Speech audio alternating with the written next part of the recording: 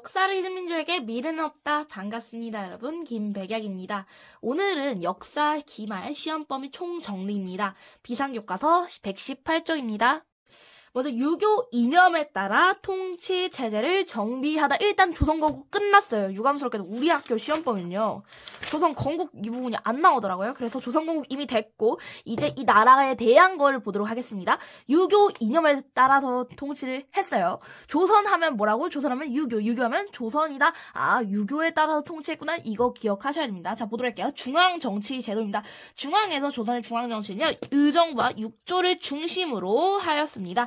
의정부에서는 영의정을 비롯한 삼정선을 지혜, 이런 거 안 볼게요. 진짜 우리 빨리 해야 되거든요. 한정사가 안으로 끝내는 게 목표예요.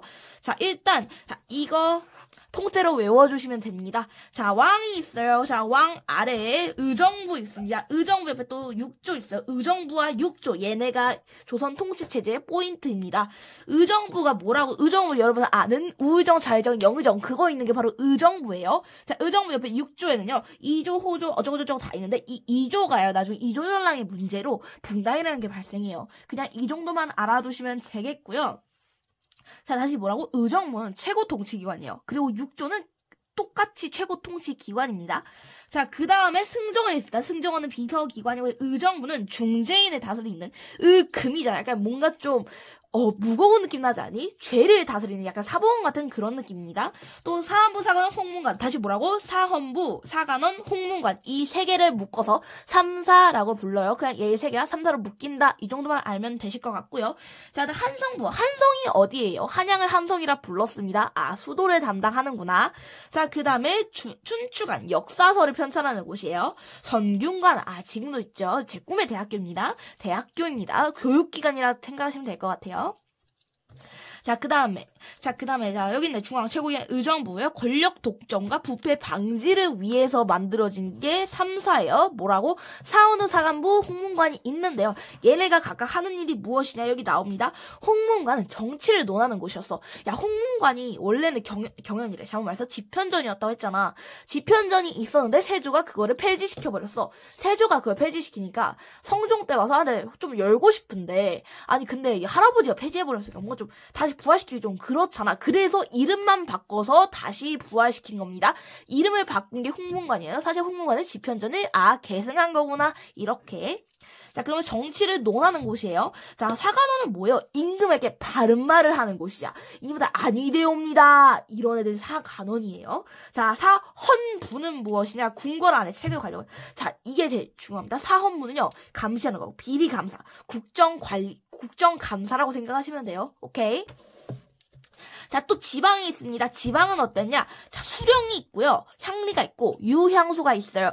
자, 수령은요, 모든 지역에 다 파견이 돼. 우리 옛날에 고려시대에 그거 있었잖아. 뭐였지? 뭐가 파견이 됐는데 파견 안 되는 그런 향부곡소 이런 차별받는 지역이 있었어. 그런 곳에는 이 관찰사가 파견이 안 돼서. 하지만 조선에는 그거를 차용해서 그곳은 이제 그런 특수인정구역 제도가 사라지고 모든 구역에, 모든 지역에 수령을 파견합니다. 자, 그 다음에 유향소는요, 수령을 돕는 곳이에요. 그래서 지방, 양반, 이제 고려시대에 향리 같은 사람이 이제 유향소에서 일을 했다. 이렇게 알아두시면 될 것 같아요. 자, 향리는, 어머나? 네. 향리, 이제 고려시대 향리랑 비슷하게 계속 똑같이 향리로 있는 거고요. 지방에 있는 그런 세력입니다. 여기 있네. 자, 모든 군현은 수령 파견했고요. 향리 있었고요. 유향수 있었다. 얘네 셋이 이렇게 세트로 묶어주셔야 됩니다. 그리고 관찰사를 파견했다. 이 수령을 지휘, 감독하는 역할이에요. 관찰사는 도지사와 같은 개념이었다고 보면 됩니다. 자, 네, 군인이 있었고요. 자, 이런 거 중요하잖아요. 하이라이트만 묶어요. 자, 사부학당. 자, 서당이 있었고요. 수도에 사부학당과 지방의 향교에서는 유교 경전을 가르쳤습니다. 또 성균관이 있었어요. 자, 서당은요, 초등학교였고요. 사부학당과 향교는 중고등학교라 생각하시면 돼요. 성균관 뭐야? 지금도 대학교잖아. 옛날에도 대학교였어요. 자, 여기 있네. 자, 이거는요, 과거제고요. 과거에서는요, 속과, 묵과, 찹과 있었습니다. 여기가 1차고요. 여기가 2차예요. 그리고 여기에서 2차를 합격하면 관리가 될 수 있었다. 자, 무관 있고요. 기승관 있고 문관 있고 그냥 안 중요해. 괜찮아. 자, 명과의 4대 관계, 4대 교린 관계를 맺었어요, 조선은요. 자, 4대, 명과는 4대였고, 여진과 일본 외 주경군과는 교린 관계를 맺었다. 자, 4대 관계를 확립하였다. 조공품을 보내고요. 차례로 답례품을 받았다. 자, 이걸 통해서 조선은요, 선진문물을 받아들이고요. 왕권의 안정과 전의 국제적 지위를 확보하는 실리를 추구하였다. 이게 바로 4대 관계의 포인트입니다. 자, 그 다음에 주변국과 교린 관계였어요. 교린은 뭐야? 친구 사이야. 오케이? 자, 삼포에 거주하는 일본인이가 되자, 자, 조선은 거름인가 무역의 통제를 강화하였다. 이제 반발하여 삼포의 일본인 소동을 일으켰다. 이 바로 삼포외란입니다. 결국엔 삼포를 개항을 해요. 여기 있는 4군 육진을 확장합니다. 세종 때예요. 여기는 대마도를 토벌합니다. 여기 보도록 할게요. 4대. 명관은 4대였어요. 조공과 책봉이 있었습니다. 선진 문물을 받아들이고 왕으로 인정을 받았다. 이게 바로 책봉이에요. 교린 관계에 일본과 여진이 있었고요. 일본은 외관, 대마도 등을 정벌했다. 대마도 정벌 누구? 이종무. 대마도 정벌 이종무. 한국에 있는 100명의 위인들 외우셔야 돼요. 자, 또 여진은요, 무역소를 설치하고요. 4군 육진을 개척합니다. 4군 누가 했어요? 최윤덕이 했어요. 육진 누가 했어요? 김종서가 했어요. 자, 그 다음 사림이 정치 세력으로 성장하다 훈구의 권력 독점 보도록 할게요. 자, 세조가 왕위에 오르는데 공을 세운 사람을 훈구라고 했어요. 한 명의 등이 있었고요. 이 사람들이 고위 간직을 차지하며 정치를 주도했습니다. 자, 이 훈구가 왕권을 결국 제약하면서 권력을 독점을 해요. 자, 그러다가 스물스물 나온 게 바로 사림입니다. 사림의 정계 진출 보도록 할게요. 자, 사림은 이제 사대부들의 제자야. 이제 정몽주, 길제 이 사람들의 학통을 계승했다. 이 사람들이 바로 사림입니다. 훈구는 반면에 이제 옛날에 조선 건국할 때 급진파 사대부 있었고 옹건파 사대부 있었잖아. 이 훈구는 급진파 사대부 그니까 이 조선을 건국한 세력을 그대로 쭉 타고 내려온 거고요. 사림은 옹건파 사대부야. 고려 때 그 옹건파 사대부 그때를 계승한 사람이 바로 사림이다. 이렇게 하시면 되겠고요. 자, 사림은요, 왕도 정치와 향촌 자치를 추구하였다. 자, 그리고 성종이 들어옵니다. 성종 때에는, 잠깐만, 성종 뭐 했어? 경국대녀 했어? 이거 기억하세요? 자, 성종 때 와서는요, 이 사람이 견제를, 이제 훈구가 너무 커졌잖아. 그래서 훈구를 견제하기 위해서 사림을 등용하게 됩니다. 이 사림을 3사의 억관직에 임명하여 훈구 세력의 부정한 행위와 권력 독점을 비판하였다. 이게 바로 성종 때에 있었던 사림의 경계 진출이에요. 자, 여기는 훈구 대 사림. 자, 이게 바로 사화라는 게 일어나는데 사림이 재앙을 당했다. 화자가 재앙 화자예요. 그래서 사림은 사림할 때 같은 사자고 사림이 재앙을 당했다 이런 뜻입니다. 자, 뭐야? 훈구는 공신이야. 나라 세우는데 공을 세운 사람. 사림은요, 옹건파 사대부입니다. 자, 훈구는 세조와 중종 때 있었고요. 옹건파 사대부는 사림은 성종과 중종 때 있었습니다. 얘는 원래 지방에 있었는데 지방에 있던 세력이 수도로 나왔어요. 여기 있는 정몽주를 계승했다. 자, 훈구와 사림의 갈등이 본격적으로 일어납니다. 자, 연산군이 와요. 연산군 때 사화 2개 있었습니다. 무사화와 갑자사화 이렇게 기억하셔야 돼요. 사화 4개 사화 4개 말하고 시작해볼게요. 무사화, 갑자사화, 기묘사화, 을사사화 4개 있었습니다. 자, 연산군 때요. 이 조의제문이라는 게 있었어. 조의제문이 뭐냐면 중국거든요. 중국에서 어떤 왕이 자기 조카를 죽이고 왕위를 빼앗은 거야. 이거를 쓴 거예요. 김종식이. 이게 연산군 때 발달이 돼서 이걸 가지고 잠깐만 생각해봐.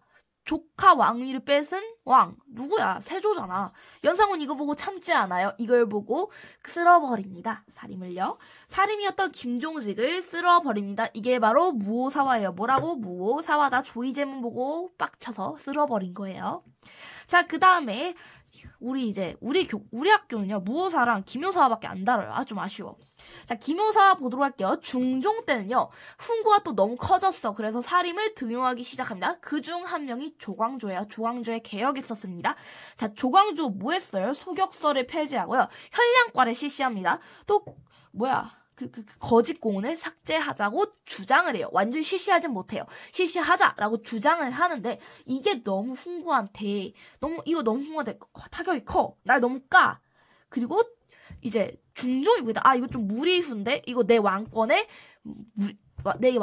위협이 되겠다 해가지고 조광조를 죽여버립니다. 조광조를 비롯한 살인들을 죽여버려요. 이게 바로 뭐다? 기묘사하다. 오케이?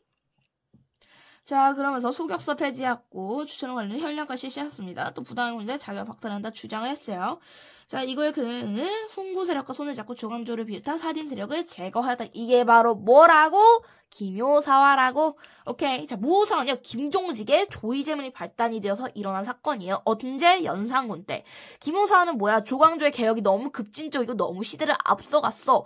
중종이 너무 내가 이거 좀 왕권의 위협을 받을 것 같은데? 라고 생각을 해서 조광조를 비롯한 살인을 없애버렸다. 이게 바로 기묘사라고. 무호사와 기묘사 이 두 개만 기억하시면 될 것 같아요.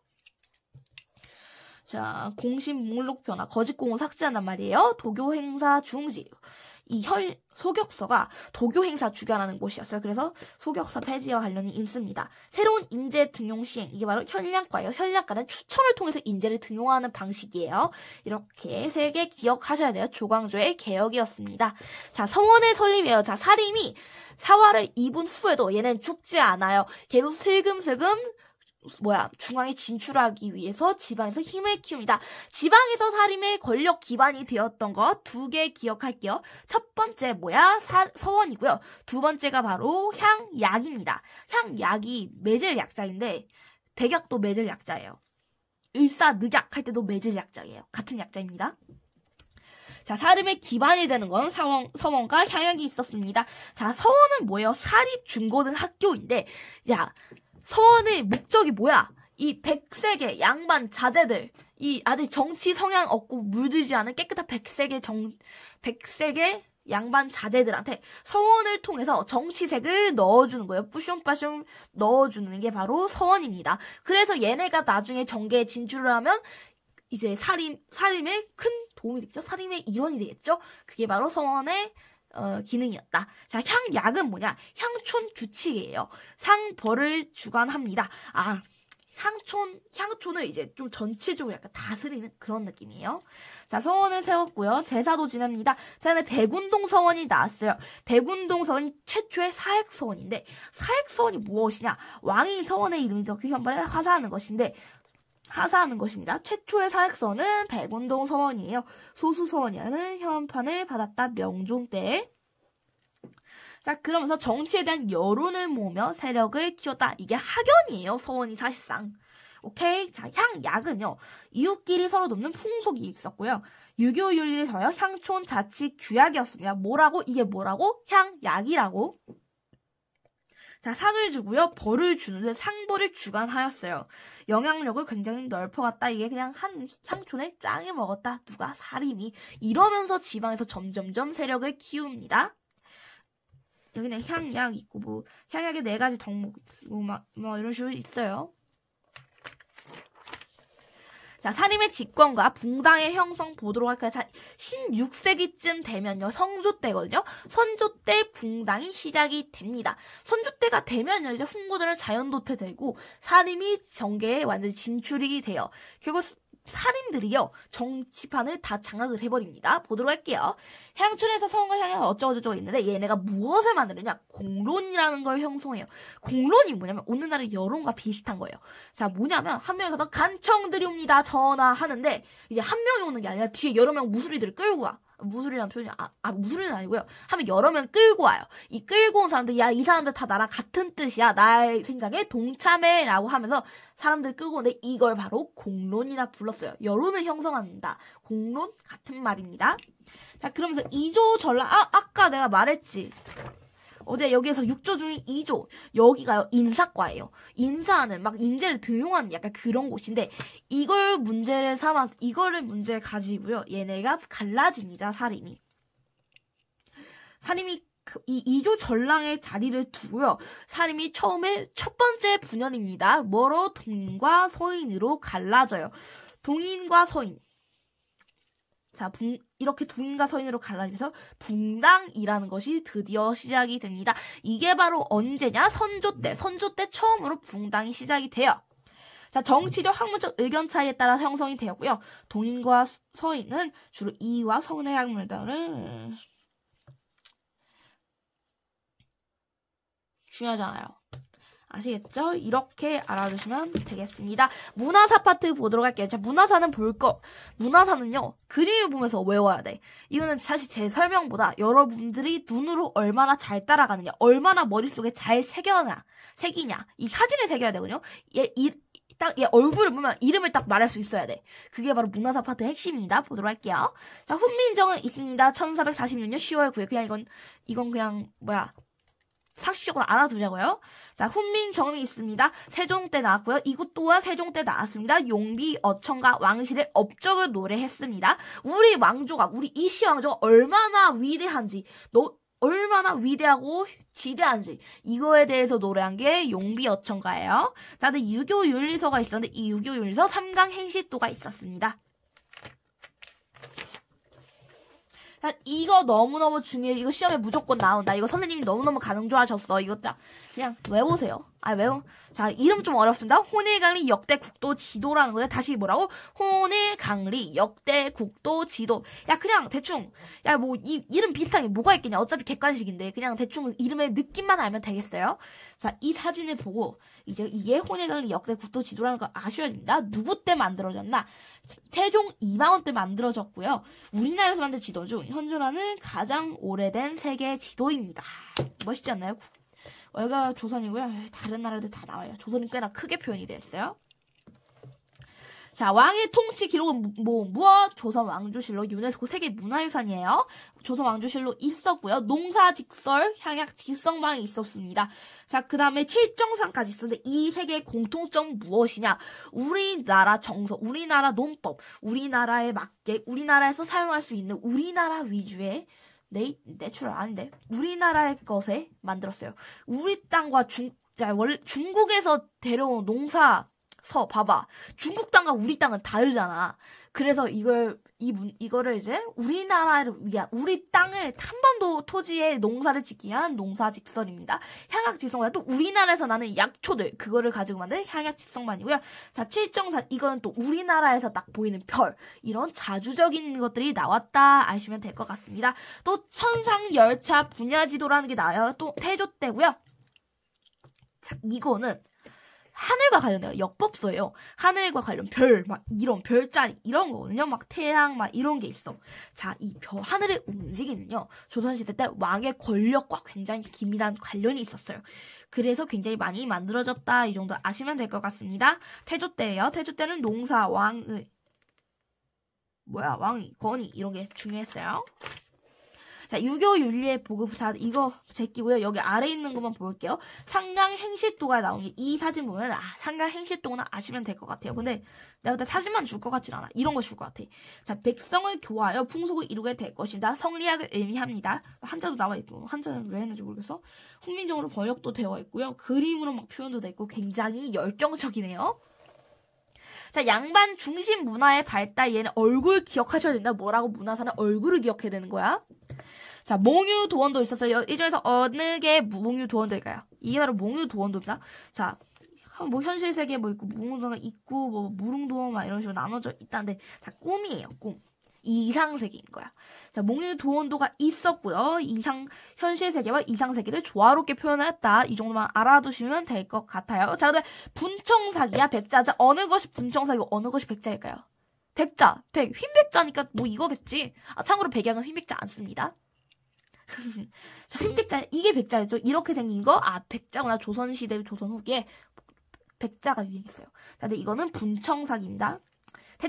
대충 백자 아닌 분청사기 둘 중 하나. 얘가 딱 봐도 백자니까 얘는 분청사기겠지. 이렇게 암기하시면 될 것 같아요. 자, 그 다음에 고려 말부터 제작된 분성박이 있고요. 백자가 유행하였다. 그 다음에 얘는 누구야? 고사 관수자야. 얼굴 기억하세요. 다 하시 뭐라고? 이거 뭐라고? 고사 관수도. 얘 보면 그냥 딱 알아야 돼. 얘 보고 몽유도원도라고 하면 한 문제 날아가는 거예요. 얘 뭐라고? 고사 관수도라고. 이름과 얼굴 기억하실게요. 자, 일본의 침략을 막으려 외란 호란의 발발과 영향 보도록 하겠습니다. 벌써 전쟁 파트 나왔어요. 이 파트가 지나면 우린 이제부터 조선 후기로 가는 겁니다. 전기 벌써 다 끝났어요. 너무 쉽죠? 외란의 발발이나 외란 누가 쳐들어왔어요? 일본이 쳐들어온 거예요? 누가 승리했나요? 우리가 승리했어. 가끔씩 일본이 승리했다는 친구들이 있거든요. 일본이 승리했으면 우리 지금 한국사, 일본사 외우고 있고요. 우리 한국말 안 쓰고 일본말 쓰는 거예요. 알겠죠? 우리가 승리한 우리 역사입니다. 자, 도요토미 히데요시가요, 내부 불만 세력의 관심을 밖으로 돌리기 위해서 침략을 했어요. 이게 바로 목적이었어요. 자, 이거 중요합니다. 이 임진왜란 전에 동아시아 정세를 먼저 살펴볼게요. 자, 어땠냐? 일단 중국 같은 경우에는, 중국이 명나라예요? 명나라 같은 경우는요, 만력제라는 왕이 있었는데, 정말 이 사람 좋아하거든요? 이 왕이 파업을 했어. 파업을 해가지고, 왕 노릇을 그냥 안 하고 그냥 맨날 놀았대. 그래가지고 황관들이, 이제 막 얘네가 막 정치 다 하는데, 얘네가 막 횡포를 부리고 막, 횡령 막 그랬대. 그런 식으로 나라 상황이 굉장히 어지러웠다. 이 당시에 명나라가. 자, 그 다음에 조선은 어땠나요? 이때 우리 굉장히 좀 잠시만요.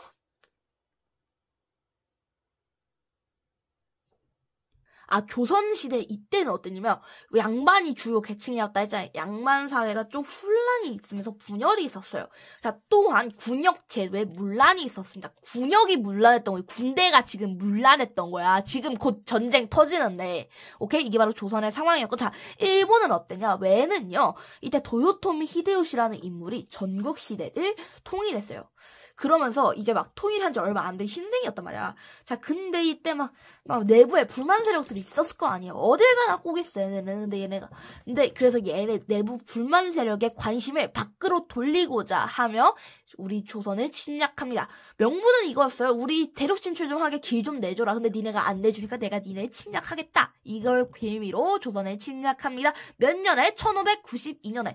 자, 1592년 연도 어떻게 보냐? 3.14 1592. 3.14 1592는 누구나 다 알잖아. 3.14 1592가 임진왜란 발발 연도다. 자, 그럼 조선 건국연도 어떻게 보냐? 임진왜란 바로 딱 200년 전에 조선이 건국해서 1392년. 얘는 뭐라고? 1592년이다. 이렇게 알아두시면 될 것 같아요. 도요토미 히데요시가 처음에 나옵니다. 조선에 침략을 하고요. 처음에 여기 부산진으로 오는데, 부산진과 동래선 너무 쉽게 함락이 돼버렸어. 막 그러면서 쭉쭉쭉쭉 올라오면서 충주 방어선이 무너졌는데, 야, 충주 위에가 어디야? 서울이잖아. 지금 왕이 지금 큰일 났어. 지금 비상이야. 지금 외가 쳐들어왔어.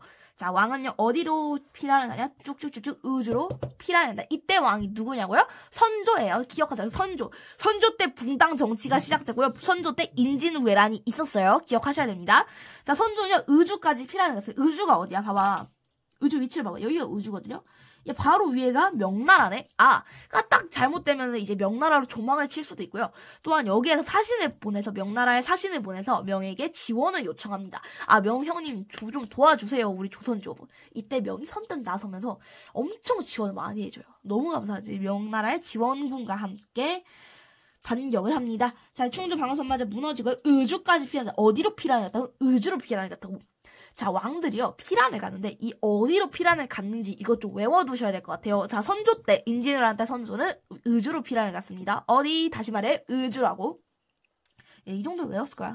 자, 한성이 점령해버렸어요. 수도가 지금 함락이 된 거예요. 수도 함락된 거예요. 그냥 거의 끝났다 보시면 되거든요. 그냥 KO 당한 거예요. 전투 불능 상태. 함경도까지 함경도 어딘지 알아요? 북한이에요, 북한. 지금 남한 넘어서 북한 지역까지 올라간다고 굉장히 많이 쭉쭉쭉 올라가죠. 조선이 거의 먹혔습니다. 자, 하지만 조명 연합군이 나와요. 자, 먼저 그 전에 의병과 수군의 하락 먼저 보도록 하겠습니다. 자, 의병이라는 게 있어. 근데 의병의 의자가 의로 의자거든요. 그래가지고 의로운 군인은 의병이라 하는데, 얘네는 뭐냐? 원래 군인이 아니야. 직업 군인도 아니고 막 징병된 그런 병사도 아니에요. 그냥 진짜 지방에서 공부하는 애들이 군인도 아니 공부하는 애들이 지금 나라에 쳐들어왔네. 얘네가 지금 일어나야겠지 하고 일어나서 막 농기구 들고 이제 대항한 게 바로 의군입니다. 자, 의군 중에 가장 유명한 사람, 우리가 이름을 기억해야 할 분은 누가 계시냐? 곽재우 있어요. 홍위 장군 곽재우. 자, 날 곽재우 같은 유생들이 농민과 의병을 일으켰다. 자, 얘네는 어떻게 일본군을 상대했냐? 우리나라는요, 국토가 70%가 산지예요. 얼마나 험하겠어. 지금 터널을 뚫어도 이렇게 산이 많은데, 옛날에 얼마나 험했겠어요. 조선시대 때는. 또, 일본 애들은요, 조선 이제 임진왜란 처음 왔을 거 아니에요. 그래서 우리 국토에 대해서 얼마나 무지하겠어요. 이런 상태에서 의병들이 자신들한테 얼마나 익숙할 거 아니야. 여기에서 계속 살았으니까 토착민이니까. 그래서 이 익숙한 지리를 바탕으로 이겼습니다. 보급로를 타전하는 등의 공을 세워요. 자, 그리고 승병도 있었는데 승병의 승자가 승려할 때 그 승자예요. 스님. 자, 승려 중에는요. 휴정과 유정 등 승려들도 승군을 조직하여 일본군에 대항하였다. 휴정과 유정 이 두 스님 이름 기억하시면 될 것 같고요. 자, 그다음에 고트. 우리 수군에서 제일 유명하신 우리 광화문에 계신 분 누굽니까? 이순신 장군 계시죠? 이순신 장군이요. 수군에서 옥포를 시작으로 사천당포 한산도에서 연이어 승리하였다. 자, 이순신 장군이 활약한 해전. 자, 옥사당한 그냥 이렇게 외워. 자, 감옥에서 죽어버린 거야. 옥사당했어. 감옥에서 죽임에 당했어. 옥사당한이라고 외우시고요. 옥포해전, 사천해전, 당포해전, 한산도 대첩 이렇게 이 4개 옥사당한이 뭐라고? 이순신 장군이 임진왜란에서 활약한 전투들입니다.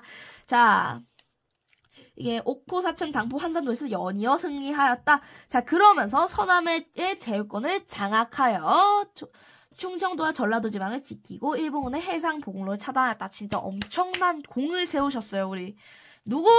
이순신 장군님이.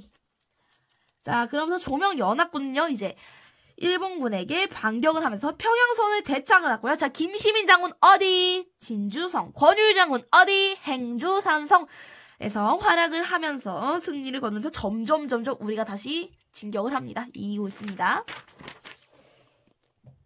자, 이렇게 우리가 휴정협정을 맺고 돌아갔거든요, 제가요. 근데 다시 또 쳐들어오네. 자, 아까 임진왜란이요. 임진년에 쳐들어왔다. 임진년에 왜가 쳐들어와서 일으킨 난리 해가지고 임진왜란이에요. 자, 이번에 정유재란이야. 정유년에 다시 침입해서 다시 제자 써서 다시 침입했다. 정유재란이라고 합니다. 자, 정유재란이 일어나 휴전협상을 분명히 맺혔는데 맞았는데 얘네가 결렬되니까 얘네가 정유재란으로 다시 쳐들어옵니다. 언제? 1597년에요. 자, 이때 이순신 장군이 딱 칩니다. 명량해전, 그 유명한 명량해전에서 승리를 거둬요. 자, 명량해전뿐만 아니라 또 노량해전에서 2차례 대승을 거둡니다. 누가? 우리의 고트 이순신 장군님이요. 자, 그러면서 7년간의 정쟁은 결국 끝이 났습니다. 자, 이거 좀 보도록 할게요. 자, 한반도에서 승리하며 전세를 바꾸다. 배가 하객진 중요하다 하더라도 하객진 그냥 기억하세요. 어디에서 하객진을 쳤냐? 한산도 대첩에서 하객진을 쳤습니다. 그다음에 조선의 판옥성은 배회전을 시어 다양한 전술을 펼칠 수 있었다. 판옥선 이름 기억하시면 될까요? 판옥선, 거북선 있네. 화양 무기도 있었어요. 비격전, 천뢰, 그다음에 천차, 총통. 얘네가 언제 사용했다고? 임진왜란 때 사용된 무기예요. 자, 왜란의 영향 보도록 할게요. 아쉽게도 우리에겐 승리였지만 너무 많은 것들을 잃었어요. 자, 일단요. 토지가 굉장히 황폐해지고요. 백성의 생활과 국가 재정이 굉장히 어려워졌어요. 당연하지. 전쟁을 하면서 많은 사람이 죽었을 테고 또 얼마나 많은 것이 불타고 없어졌겠습니까? 그리고 이제 전쟁할 때 돈도 많이 썼을 거 아니야. 국가 재정이 어려워져요. 또한 인구가 줄고요. 신분 질서가 흔들립니다. 왕이 의주로 도망가는데 어떡해. 자, 그다음에 사고, 역사서가 불에 타요. 자, 또한 반대로 일본에서는요, 정권이 바뀌어버렸어요. 도쿠가와 이에야스라는 사람이 에도 막부 시대를 엽니다. 자, 또한 조선은요, 유정을 보내서 포로를 데려온 뒤 국교를 회복해요. 자, 여기에서 외교사절단이 통신사를 파견합니다. 자, 통신사 AGU 플러스 막 이런 거 아니고, 통신사. 이제, 우리 나중에 보빙사라는 게 가거든요. 이제 외국으로 이제 가는 약간 관광 외교 관광 약간 그런 느낌으로 사람을 보냅니다. 이 사람들을 통신사라 해요. 뭐라고? 통신사. 오케이, 통신사 이름 기억하셔야 됩니다. 통신사를 파견하고요. 또한 명은요, 전쟁의 영향으로 국력이 굉장히 약하대요. 이게 사실 명나라 멸망에 불씨를 지폈어요. 이러한 틈을 타 만주에서는 여진이란 나라가 빠르게 성장합니다. 이 여진 기억하셔야 돼요. 얘네가 전에 돌궐, 여진, 뭐 후금, 청 얘네 다 같은 애들이야. 자, 광해군의 정치와 인조 반정 보도록 할게요. 청의 침략에 맞서 싸우자. 광해군 때에 들어서면요, 우리는 원래 명나라를 사대하잖아. 명나라랑 사대하고 여진과는 교린 관계였어요. 자, 근데 갑자기 여진이가 명나라를 쳐버린 거야. 얘네가 굉장히 성장했어. 여진은 날이 갈수록 쑥쑥 크는데 명나라 날이 갈수록 점점 쇠약해지네. 아, 이 틈을 타 여진이 명나라를 칩니다. 자, 명나라 우리 임진왜란때 도와줬잖아. 야, 그럼 어떻게 우리가 가서 똑같이 도와줘야지. 우리 형님인데. 자, 그래서 자네 광해군 때였어요. 광해군이 이제 누구야? 걔 누구야? 걔 어디 갔어? 그래, 강홍립을 파견하는데 근데 얘한테 말해. 이제 우리는 근데 사실은 우리 전에도 전쟁인데 전쟁 또 하면 진짜 난리 날 거 아니에요. 그래서 전쟁을 피하기 위해서 강홍립한테 너 알아서 잘 처신해라. 바로 막 너무 막 다 도와주지 말고 너 알아서 약간 질 것 같으면 그냥 항복해라. 이런 식으로 말을 했어요. 그래가지고 이제 파견을 하는데 적절히 대처하도록 했다. 이게 바로 중립 외교입니다. 적절히 대처를 하도록 하는 거예요. 무조건적으로 명의한테 도와주고 명의한테 러브러브 한 게 아니라 아니 후금한테도 약간 여지를 주고 그냥 항복해버리자. 바로 항복을 해버리는 이게 바로 뭐라고? 중립 외교입니다. 광해군하는 중립 외교가 정말 중요해요. 후금에 항복을 합니다. 중립 외교를 펼치며 후금과의 전쟁을 피할 수 있었어요. 자, 하지만 광해군이요. 전쟁을 피했는데 우리 사대부들은요. 사대부래. 우리 신하들은요. 우리 유교 윤리적인 신하들은요. 이걸 굉장히 마음에 안 들어했어. 왜? 명나라는 우리의 형님이잖아. 우리 도와줬잖아. 당연히 러브러브 해야지. 뭘 항복을 해? 이거는 유교 윤리에 어긋난다. 거기다 심지어 야 광해군은요. 서자래. 잘못 말했어. 광해군은요. 대군이 아니라 군이잖아. 중전의 아들을 대군이라고요. 그다음 후궁의 아들을 그냥 군이라고 해요. 광해 대군이 아니라 광해 군이네. 얘는 후궁의 아들이었던 거예요. 자, 근데 영창 대군이 있습니다. 아, 영창 대군이네. 아, 얘는 중전의 아들인 거야. 왕위가 위협이 될 것 같잖아요. 그래서 광해군이 영창 대군을 죽여요. 근데 영창 대군 죽인 거 그럴 수 있어. 근데 임묵대비를 폐위해버렸어. 어머니예요. 친어머니는 아니더라도 그래도 어머니인데 이 어머니를 폐위시켜버린 거야. 유교 국가에서 이걸 절대로 두고 볼 수가 없어요. 그래가지고 이걸 비밀로 광해군을 폐위시킵니다. 이 광해군이 폐위가 되고 누가 왕위에 오르죠? 인조가 왕위에 오르죠. 이걸 바로 인조 반정이라 합니다. 잠깐만. 이거 안 했다. 광해군은요, 북인과 함께 같이 갔어요. 광해군 때 정권을 잡은 붕당은 누구였다고? 북인이었다고. 자, 북인이었는데, 자, 얘네가 이제 광해군이 몰아냈어. 광해군을 몰아낸 게 바로 인조예요. 인조는 누구와 손을 잡았냐? 서인과 손을 잡았습니다. 뭐라고? 자, 광해군 때는 북인이었어요. 인조 때는 서인입니다. 잘못 말했어. 자, 이렇게 서인과 함께 인조 반정이 일어납니다. 자, 근데 이렇게 인조 반정이 일어났는데요. 자, 생각을 해봐. 광해군은 중립 외교를 해서 욕을 먹었어. 자, 그럼 그 다음에 왕이 된 인조는 어떻게 해야 될까?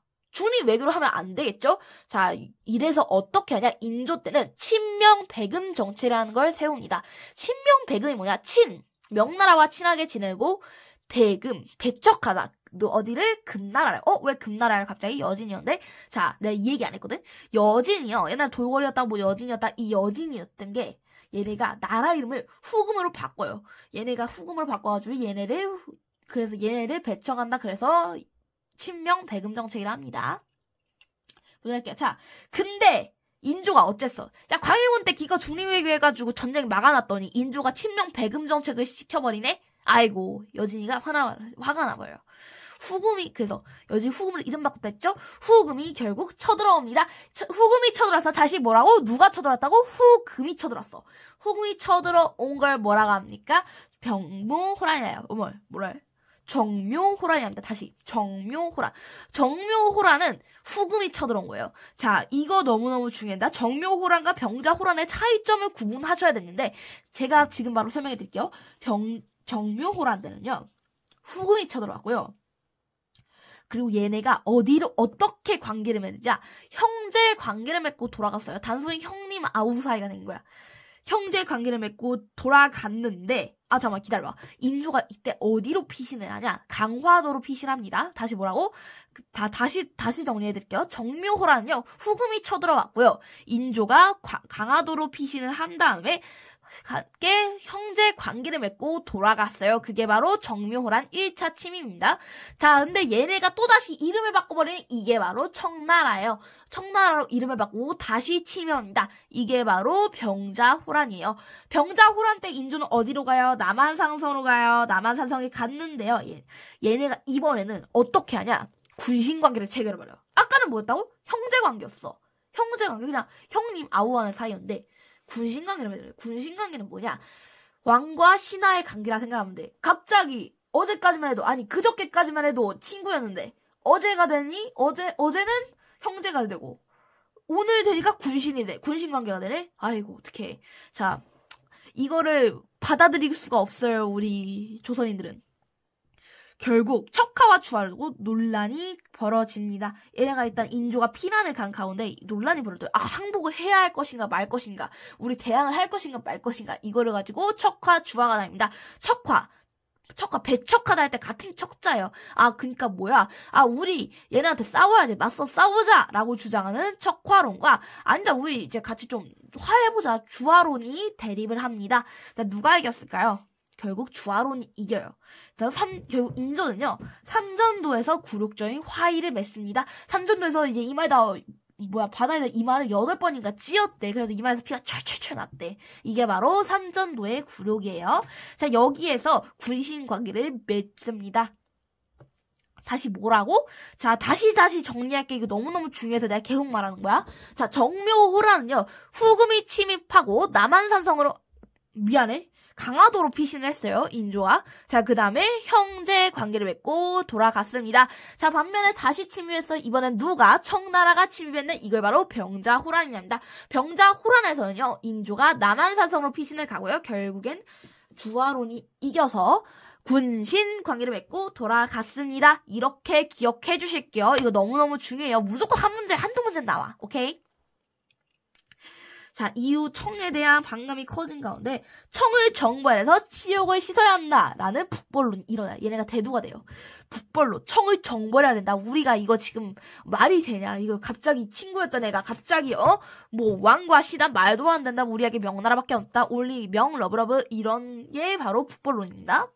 자, 이때 효종이었어요. 이때 효종은요, 서인을 등용해서 성곽과 무기를 정리하고요, 군대를 기어 북벌을 준비합니다.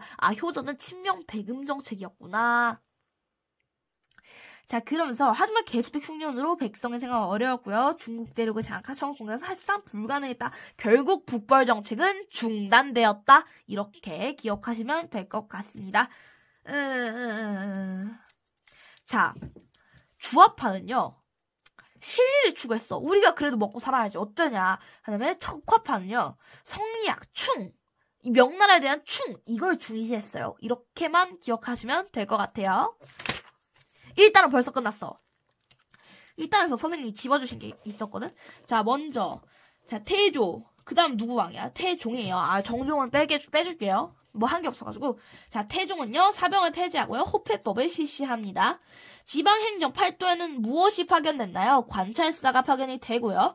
9년에는 수령이 향리는 수령을 보좌했어요. 자, 그 다음에 사대교리, 명관은 사대관계로 실리를 추구했습니다. 자, 사림 세력은요, 집안에서 학문을 연구하면서 세력 형성이에요. 훈구 세력을 비판했다. 훈구와 대조되는 세력이 바로 사림이었다. 붕당이 형성됩니다. 자, 서원과 무엇, 향약을 세력 기반으로 삼은 사림이 세력이 성장했습니다. 자, 유교 윤리의 보급에서는 삼강행실도가 중요해요. 삼강행실도, 여기에는 유교 윤리에 대한 이제 여러 가지 사례가 적힌 보급서예요. 그다음 정묘호란, 병자호란. 자, 광해군은 무슨 외교를 펼쳤다고? 중립 외교를 펼쳤다고. 중립적인 거예요. 무조건적인 명에 대한 러브러브가 아니라 후금에게도 여지를 주는 중립적인 외교를 펼쳤다. 누가? 광해군의 중립 외교였습니다. 조선의 수도를 한양으로 옮기고요. 경국대전이 반포되었다. 언제? 성종 때예요. 이거는. 그 다음에 광해군이 폐위되고 인조가 왕위에 올랐다. 인조 반정했다. 인조 반정에 누가 참여했다? 서인이 참여했다. 자, 그 다음에 조선의 통치체제 정리한 것이다. 국정을 총괄하는 의정부와 조효행정실무를 담당한 어떤 것 6조가 있었다. 의정부와 6조는 함께 묶입니다. 자, 그 다음에 지방에는 누가 있었어요? 수령을 파견했다. 관리에는요, 과거제를 실시했다. 자, 다음 사건이 일어난 시기를 연표에서 골라보다. 이거 선생님이 무조건 낸다. 이거 무조건 한 문제는 나온다. 이렇게 생긴 거 비춰서 한 문제는 나온다고 합니다. 자, 유자관이 김종직의 나왔어, 이거. 조의 제문이야. 조의 제문 뭐야, 이거. 조카 왕이 찬탈한 세조를 비판하는 글이었잖아. 이걸 보고 연산군이 빡이 쳐가지고, 김종직이요. 부관 참시해버려요. 묘를 파헤쳐버리는 거야. 이미 죽은 애를. 그리고 그를 비롯한 살인들을 다 죽여버립니다. 이게 바로 뭐였어? 무오사화에서 첫 번째 사화였어요.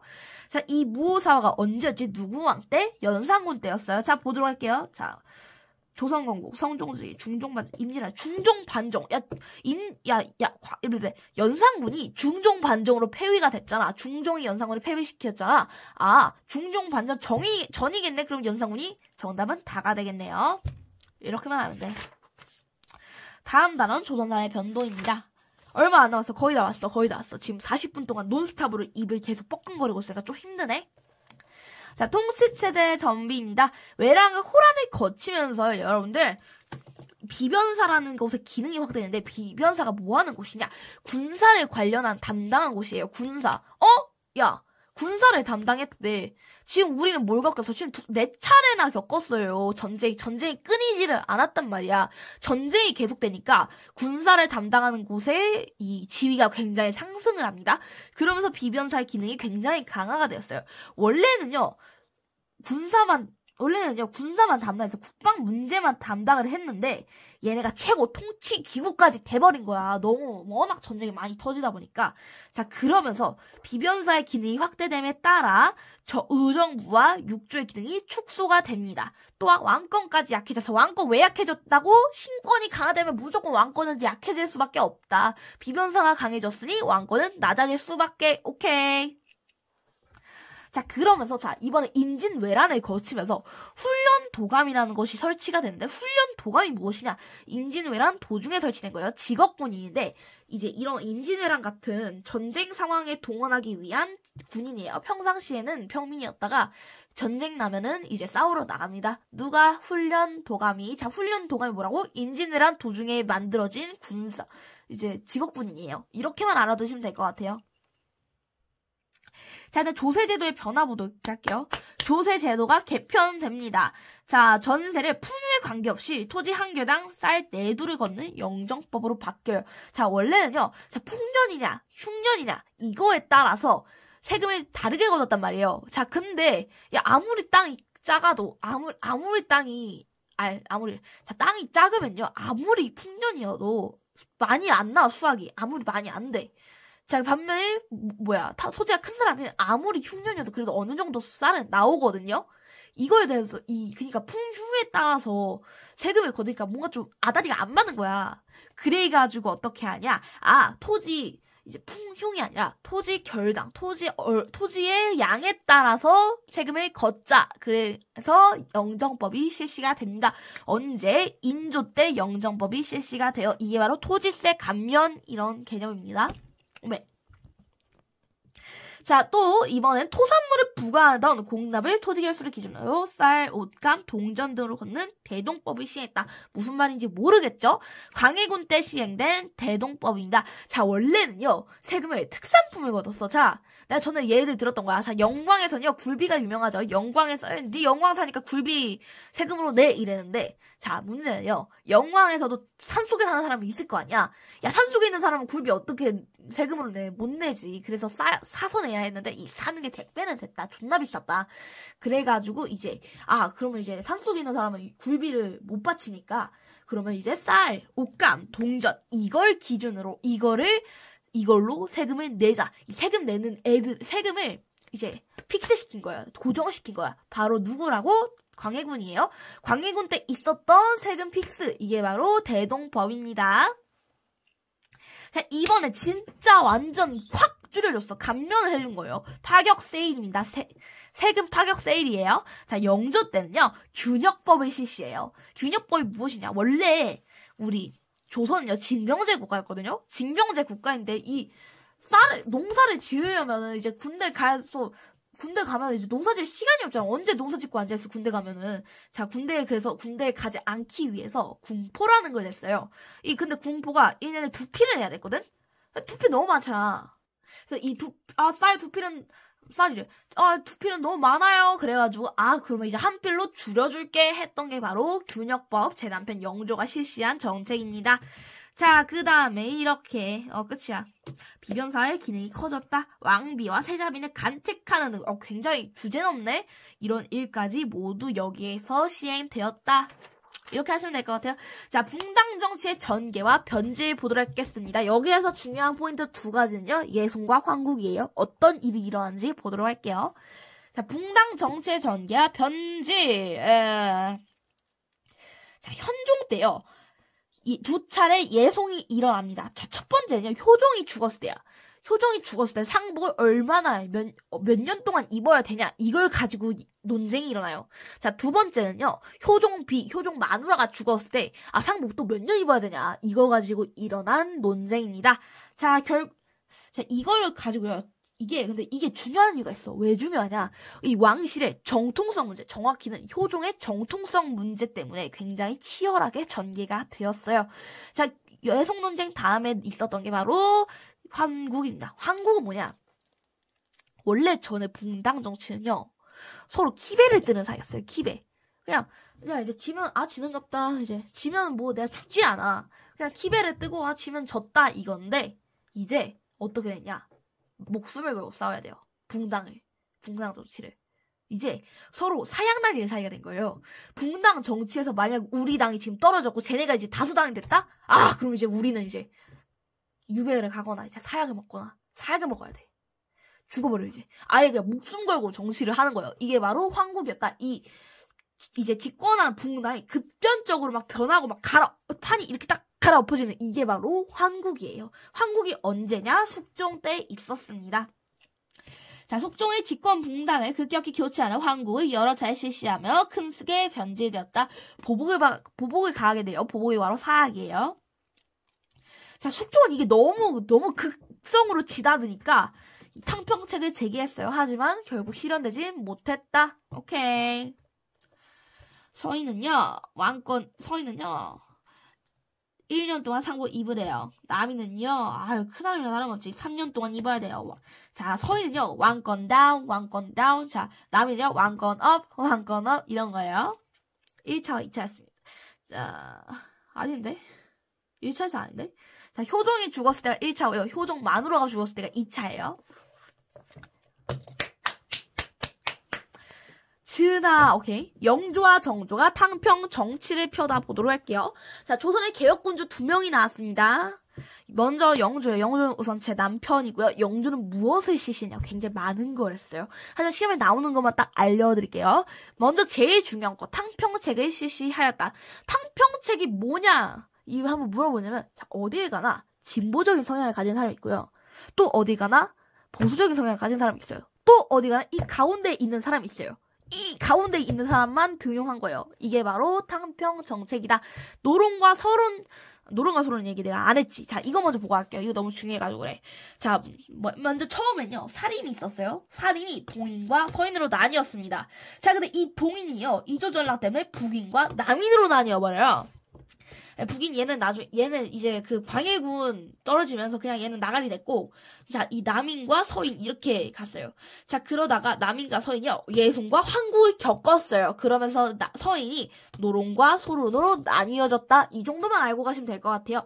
자, 노론과 소론 아무튼 있었어요. 얘네가 주요 정당을 차지했고요.